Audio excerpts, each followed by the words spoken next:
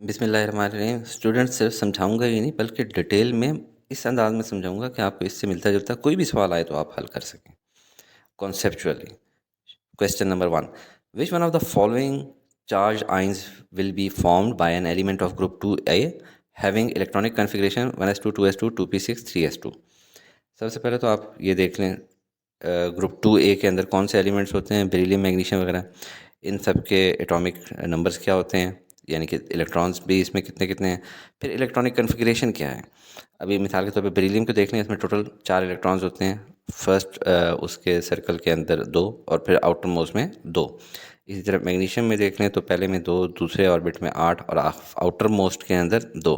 तो जो ये आउटर मोस्ट ऑर्बिट होता है इसके ऊपर डिपेंड करता है कि आपकी इलेक्ट्रॉनिक कन्फिग्रेशन जो है उसका ये ऑक्टेट के अंदर वैलेंसी क्या होगी।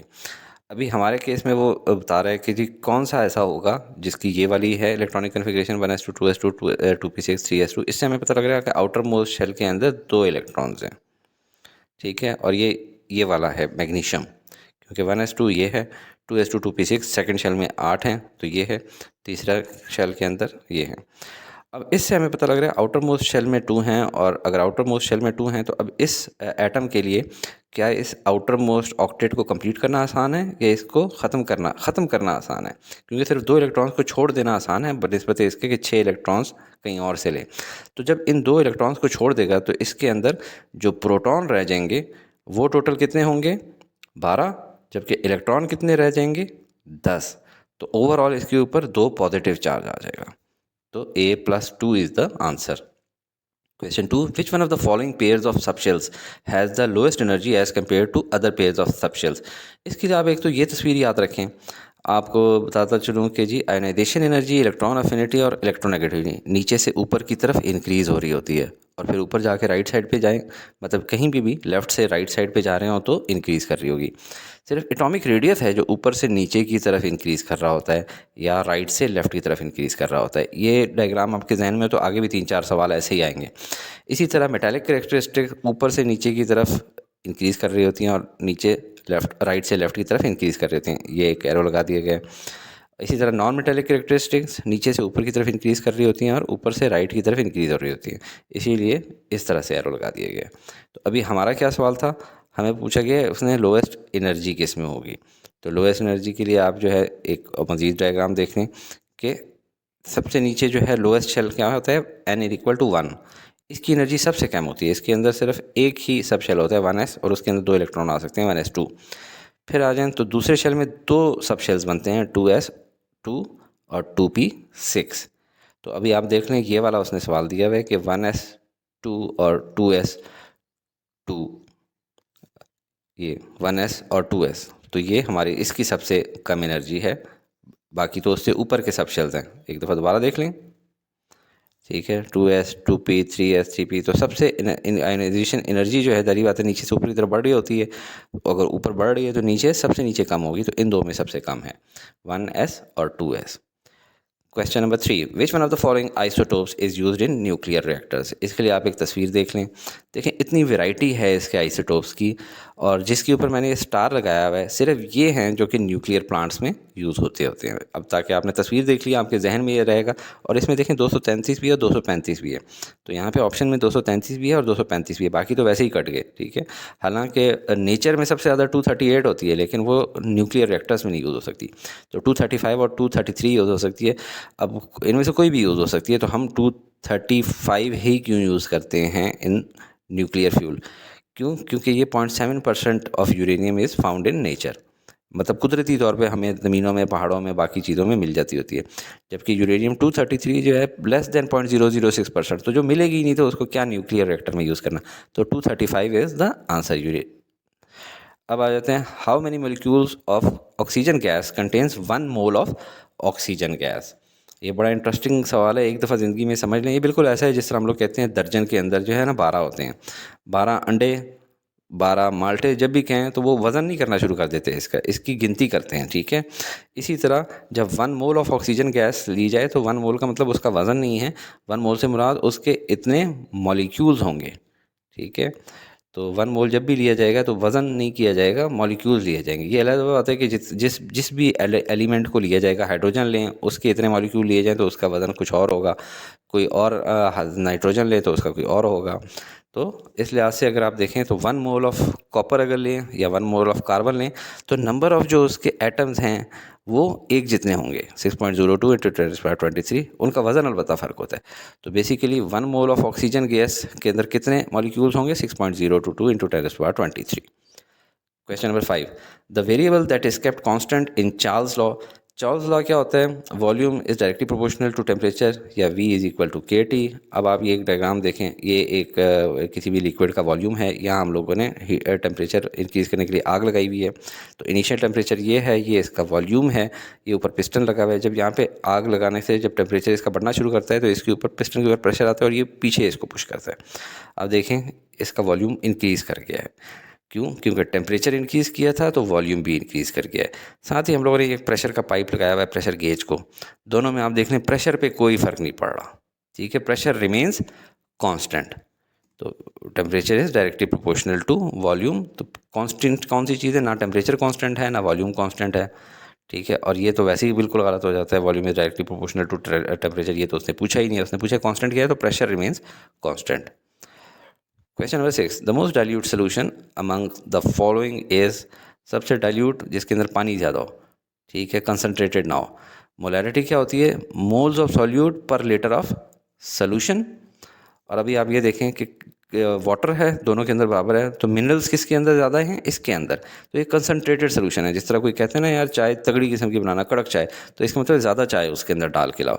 और कहते हैं नहीं कमज़ोर, तो उसके अंदर पानी ज़्यादा होना चाहिए, डाइल्यूट होना चाहिए। तो इसमें देखें किसके अंदर मिनरल्स कम हैं, इस वाले के अंदर कम है, तो ये डाइल्यूट सोल्यूशन है। Question number 7, pressure cooker works on the principle of relationship of boiling point with. अब देखें कि प्रेशर कुकर हमारी अम्मियाँ वगैरह क्यों लगाती होती हैं घरों में, ताकि सालन जल्दी पक जाए, ठीक है, उससे बॉइलिंग पॉइंट इंक्रीज़ किया जाता है प्रेशर बढ़ा के। आपने देखा होगा ऊपर प्रेशर कुकर को कहते ही प्रेशर कुकर यूँ है, इसलिए है क्योंकि वो प्रेशर ऊपर से बढ़ा रहा होता है। अब ये डायग्राम देख लें, वैसे बर्तन में पानी उबाला जाए तो ज़्यादा टाइम लेता है, ठीक है, क्योंकि जो उसकी एनर्जी होती है वो यहाँ से निकलती जा रही होती है, ऊपर हवा का प्रेशर जो है उसको सिर्फ एटमॉस्फेरिक प्रेशर ऊपर रखा हुआ है। जब हम लोग प्रेशर कुकर रखते हैं तो ऊपर प्रेशर का एक वेट भी रखा होता है, जो अम्मी कहती है ना वेट हिल रहा है कि नहीं, ज़रा देखो, इसका मतलब एक ख़ास प्रेशर अंदर डेवलप हो गया जो नॉर्मल प्रेशर से ज़्यादा था, तब ये हिलना शुरू होता है। और ज़ाहिर बात है जब प्रेशर कुकर के अंदर ऊपर प्रेशर वेट रख देते हैं तो प्रेशर बढ़ जाता है, और इसका जो बॉइलिंग पॉइंट है वो भी इंक्रीज़ हो जाता है। यही वजह है कि आप देखें पहाड़ी इलाकों के अंदर ऊपर एटमॉस्फेयर प्रेशर कम होता है। अभी हम ज़मीन पे हम लोग बैठे हुए हैं, हमारे जिस्म के ऊपर कितना एटमॉस्फेयर प्रेशर है, 1 एटमॉस्फेयर। पूरी जो ऊपर आबो हवा है उस सब का दबाव हमारे जिस्म के ऊपर है। जो हम हवा में ऊपर जाना शुरू हो जाते हैं तो थोड़ा हल्का महसूस करते हैं, क्योंकि ऊपर से एटमॉस्फेरिक प्रेशर कम है। तो बेसिकली प्रेशर कुकर वर्क करता है किस पे, एक्सटर्नल प्रेशर के प्रिंसिपल पे। Question number 8, 17 gram of ammonia is dissolve in 1 decimetre cube of solution. अब देखें 1 डेसीमीटर क्यूब क्या है, आम जिंदगी में तो हमें नहीं पता होता। हम लोग देख लें 1 डेसीमीटर क्यूब बराबर होता है 1 लीटर के या 1 kg के। और हमारे पास फार्मूला मोलारिटी का क्या होता है, मोल्स ऑफ सॉल्यूट पर लीटर ऑफ सोल्यूशन। तो साथ ही देख लेते हैं अमोनिया का हम लोग मॉलिक्यूलर वेट देख लेते हैं। अमोनिया, नाइट्रोजन का क्या है 14, हाइड्रोजन का क्या है 1। हाइड्रोजन के टोटल कितने एटम्स हैं 3, तो 3 multiply by 1 is equal to 3 plus 14, total 17 हो गया। तो यहाँ 17 ग्राम पर लीटर है, और ये हमारा मोलैरिटी बन जाता होता है क्या, ऐसी सूरत में 1 मोलर सोल्यूशन मिल जाता है, 1 मोलैरिटी वाला सोल्यूशन। तो 1 इज़ द आंसर। अगर 34 होता, 34 मोल्स होते तो फिर ठीक है, वो अगर 2 मोल्स होते यहाँ पे, यानी कि 17 टू 34 ग्राम्स होते, तो ये 2 मोल्स होता पर लीटर के अंदर, ठीक है। अभी जो है 17 ग्राम है, यानी 1 मोल पर लीटर है। Question 9, in hydrogen sulphide the oxygenation state of sulphur is, ये डायग्राम से देखें, इलेक्ट्रॉनिक कन्फिग्रेशन हाइड्रोजन के एक एटम की क्या होती है, 1 इलेक्ट्रॉन होता है उसमें और आउटर मोस्ट शेल में, और सल्फर के आउटर मोस्ट शेल में कितने इलेक्ट्रॉन होते हैं 6। अब सल्फ़र और हाइड्रोजन जब एक बॉन्ड बना लेते हैं तो यहाँ पे आपने एक सल्फ़र का इलेक्ट्रॉन और एक हाइड्रोजन का इलेक्ट्रॉन, इन्होंने आपस में एक कोवेलेंट बॉन्ड बना लिए। लेकिन सल्फ़र आप देखें उसके बाद नंबर ऑफ़ इलेक्ट्रॉन ज़्यादा हैं तो वो इलेक्ट्रोनेगेटिव है, वो इस पेयर को अपनी तरफ खींच लेता है और ओवरऑल इसके ऊपर नेगेटिव चार्ज आ जाता है सल्फ़र के ऊपर। इसी तरह यहाँ पे भी जो दूसरा पेयर इसने दूसरे इलेक्ट्रॉन का इस हाइड्रोजन एटम के साथ बनाया है इलेक्ट्रॉन के साथ, तो वो एक ये कोवेलेंट बॉन्ड बन गई। अब 2 इलेक्ट्रॉन ये हैं, इनको भी जो है सल्फ़र अपनी तरफ खींचता है, तो ओवरऑल सल्फ़र के ऊपर 2 नेगेटिव चार्जेस आ जाते हैं। ठीक है, ये इसको आप अगर पढ़ना चाहें तो पढ़ सकते हैं। There are 2 SH bond in hydrogen sulphide molecule due to higher electronegativity of sulphur. Sulphur higher electronegativity का हामिल है। Electrons of bond are attracted towards sulphur atom, so hydrogen loses its electrons and gets +1 oxidation state.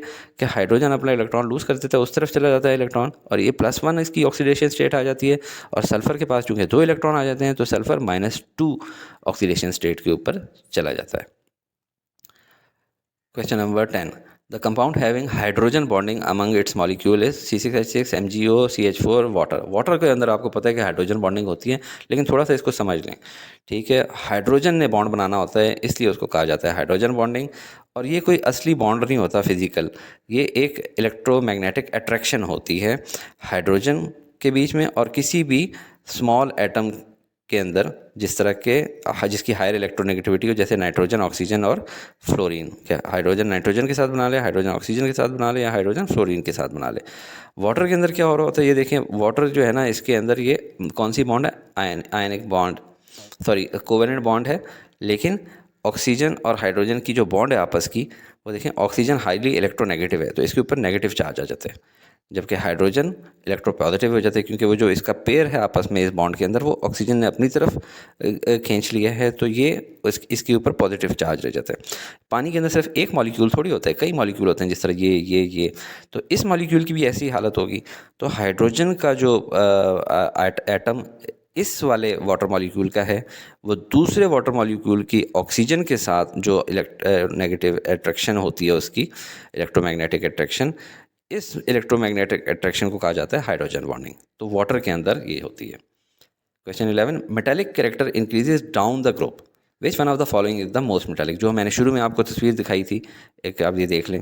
Metallic character क्या होता है, down the group बढ़ रहा होता है, यानी ऊपर से नीचे भी बढ़ रहा होता है और राइट से लेफ्ट भी बढ़ रहा होता है। तो अभी जो इन्होंने हमें मिसाल दी है उसके अंदर क्या है, रुबिडियम, सीजियम, सोडियम, पोटेशियम। तो ये किस ग्रुप में है, ये देखा जाए इस वाले में, सोडियम, पोटेशियम, रुबिडियम, सीजियम। तो मेटालिक कैरेक्टरिस्टिक ऊपर से नीचे की तरफ बढ़ रही होती है, तो सीजियम की सबसे ज़्यादा है। क्वेश्चन नंबर 12, वो भी बिल्कुल इसी तस्वीर से हल होगा। The most electronegative element in the group 7A is fluorine, chlorine, bromine, iodine. अब इसको देखते हैं। इलेक्ट्रोनेगेटिविटी का मैंने आपको बताया, सिर्फ एटॉमिक रेडियस है जो ऊपर से नीचे की तरफ इंक्रीज होता है या राइट से लेफ्ट की तरफ इंक्रीज होता है। ये डायग्राम आपने ज़रूर याद रखनी है। और electronegativity, electron affinity, ionisation energy नीचे से ऊपर की तरफ इंक्रीज हो रही होती है। ठीक है, हमारा कौन सा ग्रुप था, ये 7A। इसमें देखते हैं नीचे से ऊपर की तरफ इंक्रीज हो रही है, तो नीचे से ऊपर की तरफ फ्लोरीन सबसे ज़्यादा इलेक्ट्रोनेगेटिव है इस टेबल के अंदर, इस ग्रुप के। तो फ्लोरीन इज़ द आंसर। उम्मीद है आपको ये पसंद आई होगी वीडियो। इसका सेकंड और थर्ड सेट भी इंशाल्लाह मैं जल्द रिलीज़ करूँगा। अगर आप इस किस्म की मज़ीद वीडियोज़ देखना चाहते हैं तो हमें कमेंट्स सेक्शन में ज़रूर बताएँ।